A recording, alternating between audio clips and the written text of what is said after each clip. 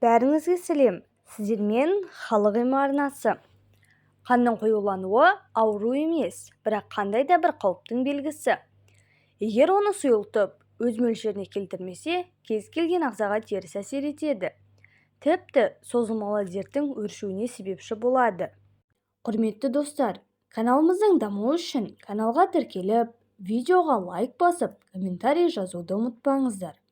Сіздердің кішкене ғана әрекеттеріңіз біздердің жаңа әрі пайдалы видеоларды шығаруға шабыттандырады. Қан адам ағзасының ажырамас бөлігі болып табылады.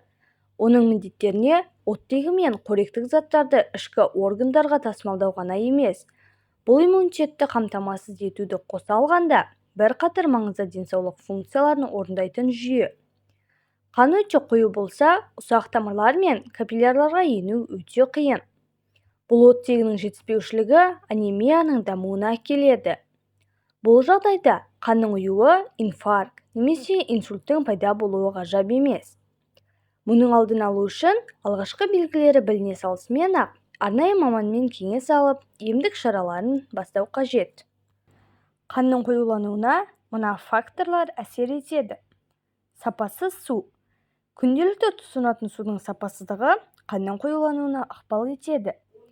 Себебі қанның 85%-дан астамы судан тұрады. Егер адам сапасыз суды, атап айтқанда лас немесе хлорлы суды жиі ішсе, дене оның өзгеруіне көп жасушалық энергияны жұмсауы керек. Оның дұрыс құрылымды болуы өте маңызды. Өйткені оның негізгі міндеттері қанды сұйылту және қоректік заттардың сіңуін жақсарту болып табылады. Ағзаның қышқылдануы. Қалыпты жағдайда қанның аздап сілтілі реакциясы бар. Егер адам рационда қышқылды тағамдар көп болса, атап айтқанда сүт, жұмыртқа, тазартылған қант, қанның қойылуымен бірге қышқылдануы орын алады. Электромагниттік сәуле. Қанның құрамындағы шағын өзгерістерді компьютерде жарты сағат жұмыс істегеннен кейін байқауға болады. Қанның қатерлі ісігі. Ауру сүйек кемігінде тұтқырлықтың жоғарылауымен бірге жүретін қызыл қан жасушалар мен ақ қан жасушаларының көп мөлшерін шығара бастайтынына әкеледі. Улану. Ағзаны ауыр металдармен және химиялық заттармен улау. Қозғалыстың аздығы. Егер адам компьютер алдында көп уақыт отырса және спортпен айналыспаса, оның қан ағымы бұзылады. Бұл қанның тоқырауымен және қоюлануымен бірге жүреді. Жиі стресстік жағдайлар.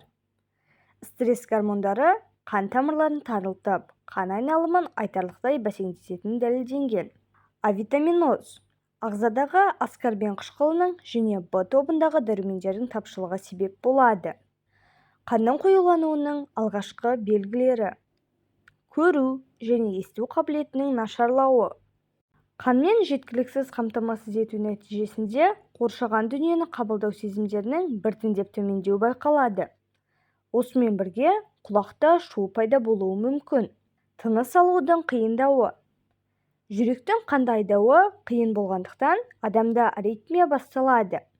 Ол жылдам тыныс алумен бірге жүреді. Тыныс алу аз физикалық күш салудан кейін де тыныштықта да болады. Аяқ-қолдардың шаншуы. Әдетте шаншу аяқ-қолдардың ұю сезімімен бірге жүреді. Бұл қан капиллярларға жақсы тамбағаннан болады. Осы кезде теріде көкшіл түске айналғанын байқайсыз. Ұйқының қанбауы. Миға оттегі қажетті мөлшерде жетіспегендіктен адам жиі есінейді, әрі үнемі шаршап жүреді. Күндізгі уақытта адам тез шаршайды, әрі көзінің асты көгерген сияқты болып тұрады. Мазасыздану. Алаңдаушылық сезімнің туындауы. Жаны жай таппай, үнемі алаңдап отыруы. Бұлшық еттің ауруы. Қызуыңыз көтеріліп, сай сүйегіңіз сырқырап жатқандай сезімде боласыз. Ұйықтап жатып та демалғандай күй кешпейсіз. Ауру әсіресе бастың артқы жағынан басталады. Баяу қан кету. Қолыңызды, теріңізді абайсызда кесіп алсаңыз, қан өте баяу ағады. Одан бөлек қанның түсі ашық емес, керісінше қою қызыл болады. Бас ауруы. Қаны қоюланған адамның басы жиі ауырады. Оны дәрімен де, тынығумен де емдей алмайсыз. аурудың алдын алу және емделу жолдары. Қанның қоюлануына алкоголь, ысталған ет, газдалған сусындар да ықпал етеді. Оның орнына балық немесе балғын көкөністер, брокколи, қырыққабат және жеміс-жидектерді, құлпынай, жүзім және ананас үзбей жеңіз. Оған қоса зімбір сусынын ішу өте пайдалы болмақ. Күнде таңертең 10 шақты кез келген жаңғақ жеуге болады. Ақпарат пайдалы болды деген үміттемін. Видеоны соңына дейін көргеніңіз үшін көп-көп рахмет. Каналға тіркеліп, комментарий жазуды ұмытпаңыз.